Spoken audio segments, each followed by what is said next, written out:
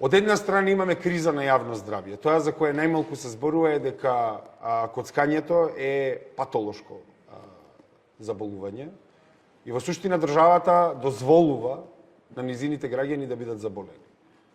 Државата дозволува низините граѓани да бидат заболени и да бидат ставени во еден маѓабсан круг на кој ќе се осврнеме денеска во пратеничко прашање до министерот за економија, затоа што не сте свесни какви пари се внесуваат во оваа индустрија. Само во 2025 година над 2 милиарди евра се уплатени во оваа индустрија.